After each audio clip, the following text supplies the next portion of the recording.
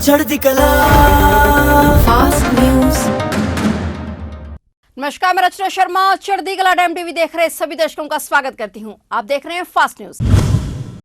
संयुक्त राष्ट्र मानवाधिकार परिषद में भारत ने एक बार फिर से कश्मीर का राग अलापने पर पाकिस्तान को जमकर लताड़ा। दरअसल संयुक्त राष्ट्र मानवाधिकार परिषद में पाक के विदेश राज्य मंत्री हिना रब्बानी खान ने एक बार फिर से भारत पर झूठे आरोप लगाए, जिस पर भारतीय राजनयिक सीमा पुजानी ने पाकिस्तान को आतंकवाद के मुद्दे पर आड़े हाथों लेते हुए पाकिस्तान की जमकर क्लास लगाई। सीमा पुजानी ने कहा कि जम्मू कश्मीर और लद्दाख केंद्र शासित प्रदेशों के पूरे क्षेत्र भारत का हिस्सा थे, हैं और हमेशा रहेंगे। पड़ोसी मुल्क हमेशा से भारत के खिलाफ प्रोपेगेंडा फैलाने का काम कर रहा है। ये पाकिस्तान की गलत प्राथमिकताओं का संकेत है। उन्होंने कहा कि पाकिस्तान भारतीय क्षेत्र पर अवैध कब्जा कर रहा है।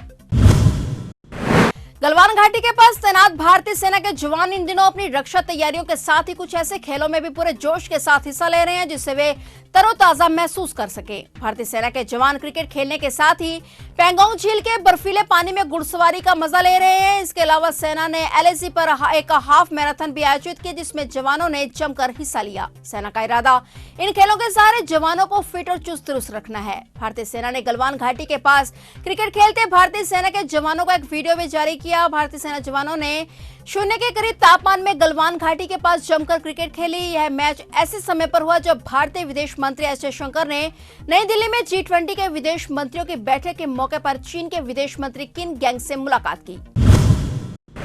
दिल्ली से पटना जा रही स्पाइस जेट की फ्लाइट में तकनीकी गड़बड़ी के कारण डाइवर्ट किया गया। स्पाइस जेट की फ्लाइट को डाइवर्ट कर उत्तर प्रदेश के वाराणसी जिले में स्थित लाल बहादुर शास्त्री इंटरनेशनल एयरपोर्ट पर लैंड कराया गया। इसके करीब 3 घंटे बाद फ्लाइट ने फिर से पटना के लिए उड़ान भरी। बताया जा रहा है कि फ्लाइट के ब्रेक में कुछ गड़बड़ी आ गई थी, जिस वजह से फौरन फ्लाइट को डाइवर्ट किया गया। इस दौरान एयरपोर्ट पर यात्रियों और विमान कंपनी के अधिकारियों में तीखी नोकझोंक भी हुई। यात्रियों का कहना था कि स्पाइस जेट की फ्लाइट में हमेशा गड़बड़ी पाई जाती है। जानकारी के मुताबिक दिल्ली से उड़ान भरने वाली स्पाइस जेट की फ्लाइट बिहार की राजधानी पटना में लैंड करने वाली थी, लेकिन बीच रास्ते में ही हवा में ही फ्लाइट के ब्रेक में कुछ गड़बड़ी आ गई, जिसके चलते पायलट ने फ्लाइट को वाराणसी एयरपोर्ट की तरफ डाइवर्ट कर दिया। 21 जनवरी को 40 दिन की पैरोल पर गए गुरमीत राम रहीम पैरोल खत्म कर वापस सुनारिया जेल लौट आए हैं। वह कल 4:52 पर सुनारिया जेल में पहुंच गए, क्योंकि 5 बजे उन्हें अन्य कैदियों की तरह जेल में हाजिरी देनी थी। इस दौरान पुलिस की भारी सुरक्षा भी वहां पर तैनात रही और बैरिकेड लगाकर जेल के लगभग 1 किलोमीटर दूर तक किसी भी अनजान व्यक्ति को जेल परिसर में नहीं घुसने दिया। बता दें कि राम रहीम को हरियाणा पुलिस लेने के लिए उत्तर प्रदेश के बागपत जिले के बरनावा आश्रम में पहुंची थी और कड़ी सुरक्षा के बीच गुरमीत राम रहीम की गाड़ियों का काफिला सुनारिया जेल पहुंचा।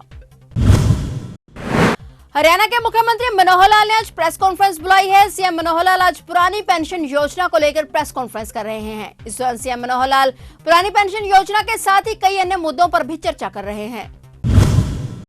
पंजाबी गायक मनकीरत औलख को उस समय तनाव में देखा गया जब गायक मनकीरत औलख को चंडीगढ़ एयरपोर्ट पर एनआईए द्वारा रोक लिया गया। बताया जा रहा है कि मनकीरत जब 5:30 बजे के करीब दुबई जाने के लिए चंडीगढ़ इंटरनेशनल एयरपोर्ट पहुंचे तो उन्हें एनआईए टीम द्वारा रोक लिया गया, जिसके बाद उनसे कई सवाल जवाब किए गए। एनआईए की टीम द्वारा एयरपोर्ट पर उनसे पूछताछ की गई। इस बीच मनकीरत को वापस चंडीगढ़ अपनी रिहाइश में आना पड़ा। एनआईए द्वारा उन्हें दुबई नहीं जाने दिया गया।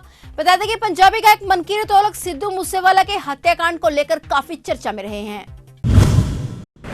पंजाब के मुख्यमंत्री भगवंत मान द्वारा होला मोहल्ला के दौरान तीर्थ यात्रियों की सुविधा के लिए सुचारू व्यवस्था करने के निर्देश के बाद विश्व प्रसिद्ध विरासत खालसा पर्यटकों के लिए सुबह 8 बजे से शाम 5 बजे तक खोलने का फैसला लिया गया है। पहले यह म्यूजियम पर्यटकों के लिए 6.5 घंटे के लिए खोला जाता था और प्रतिदिन लगभग 4200 पर्यटक म्यूजियम में पहुंचते थे, जबकि समय बढ़ने से यह गिनती लगभग 25,000 होने तक की संभावना है। पर्यटन मंत्री अनमोल गगन मान ने होला मोहल्ला के दौरान विरासत खालसा को पर्यटकों के लिए 12 घंटे के लिए खोलने के आदेश जारी कर दिए हैं। ऑस्ट्रेलिया के खिलाफ बॉर्डर गावस्कर ट्रॉफी में विराट कोहली का बल्ला अब तक खामोश है। इंदौर में हुए तीसरे टेस्ट में भी विराट से बड़ी पारी की उम्मीद थी, लेकिन पूर्व कप्तान यहां भी नाकाम रहे। विराट कोहली ने इंदौर टेस्ट की पहली पारी में 22 और दूसरी पारी में 13 रन बनाए। उससे पहले दिल्ली और नागपुर टेस्ट में भी उनका यही हाल रहा। ऐसे में अपने रूठे बल्ले को मनाने और खोई फॉर्म हासिल करने के लिए विराट कोहली एक बार फिर से भगवान के दर पर पहुंचे हैं। विराट कोहली इंदौर टेस्ट के बाद पत्नी अनुष्का शर्मा के साथ उज्जैन स्थित महाकाल ज्योतिर्लिंग के दर्शन करने पहुंचे। कोहली और पत्नी अनुष्का शर्मा भस्मावती के में शरीक हुए और इसके बाद दोनों ने मंदिर के गर्भगृह में जाकर पंचामृत पूजन अभिषेक भी किया और इस दौरान विराट पारंपरिक पोशाक पहने नजर आए। बहुत से ऐसे स्मारक 7 अजूबों में से एक हैं। मिस्र का पिरामिड भी कभी 7 अजूबों में से एक था। ये ऐतिहासिक स्मारक हजारों साल पुराने हैं और वैज्ञानिक इसके ऊपर काफी शोध कर चुके हैं, पर कभी ना कभी कोई ऐसी चीज मिल जाती है जो इसके लिए नई राज खोल देती है। और हाल ही में पिरामिड से जुड़ा नया राज सामने आया है। इसमें वैज्ञानिकों को भी चौंका दिया है। रिपोर्ट के अनुसार मिस्र में मौजूद पिरामिड के प्रवेश द्वार के ठीक बगल में एक खुफिया रास्ता मिला है, जिसके बारे में पहले वैज्ञानिकों को कोई जानकारी नहीं थी। 30 फीट लंबे इस पैसेज को स्केल पिरामिड प्रोजेक्ट से जुड़े वैज्ञानिकों ने खोजा है। उन्होंने कॉस्मिक किरणों की मदद से ऊर्जा के कणों को पैदा किया, जिनकी मदद से इस खुफिया पैसेज का पता चल पाया है। और आपको बता दें कि पिरामिड करीब 4500 साल पुराने हैं। फिलहाल फास्ट न्यूज में इतना ही, और नए समाचारों के साथ फिर से हाजिर होंगे। तब तक के लिए देखते रहिए चढ़ती कला टाइम टीवी और मुझे दीजिए इजाजत। धन्यवाद। चढ़ती कला फास्ट न्यूज।